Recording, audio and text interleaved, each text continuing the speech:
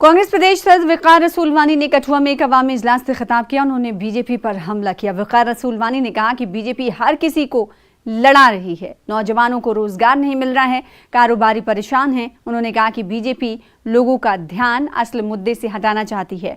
वक़ार रसूल वानी ने कहा कि अवाम से कांग्रेस की भारत जोड़ो यात्रा में ज़्यादा से ज़्यादा तादाद में आप शामिल हों। ख्याल रहे कि कन्याकुमारी से शुरू हुई भारत जोड़ो यात्रा कश्मीर में ख़त्म होने वाली है।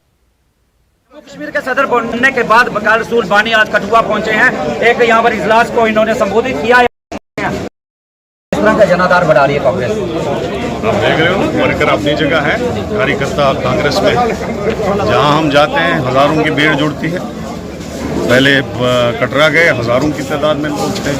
कुकड़ना गए, हजारों की तादाद में लोग थे। बनाल गए तो हजारों की तादाद में लोग थे। आज कुटवा में थे तो आपने देखा जैम पैकेट मीटिंग थी, बाहर भी हजारों लोग थे। तो धूप की वजह से हमने इस सबसे बड़े हाल में रखी थी कुटवा में, जहाँ 2-3 हज़ार लोग आते हैं। बाहर लोग थे। मुझे लगता है कि कांग्रेस मजबूत होगी, क्योंकि बीजेपी ने 9 साल शासन किया, 9 साल में कुछ नहीं किया। लोग खजे है, बेरोजगारी 33% पे पहुंची है। तो मुझे लगता है आने वाले दिनों में कांग्रेस जो है आगे बढ़ेगी। आपने कहा हालात खराब है, अमित शाह का बयान आया, उन्होंने कहा है कि जम्मू कश्मीर में सब ठीक चल रहा है, क्या कहेंगे? जब से जो उन्हीं का आंकड़ा है, उन्हीं के पुलिस का आंकड़ा है कि जब से 370 हटा है, 350 इंसिडेंट हुए। जिस दिन अमित शाह जी यहाँ थे उसी दिन तो डीजी की डेथ होगी।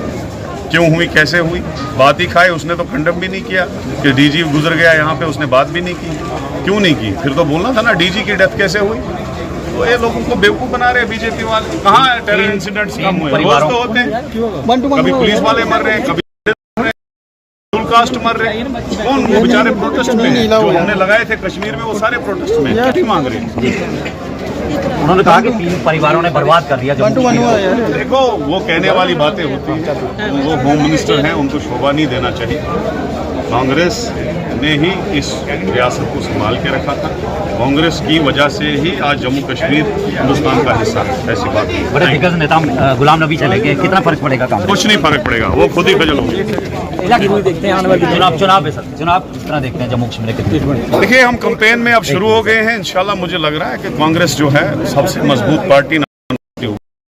देखिए, बात सुनिए, भाजपा जो है ज़्यादा से ज़्यादा उधमपुर तक इलेक्शन लड़ती है, उसके बाद उसका कहीं एड्रेस नहीं है। मेरा मानना ये है कि भाजपा जो है 90 में से 25 सीटों पे इलेक्शन लड़ती है।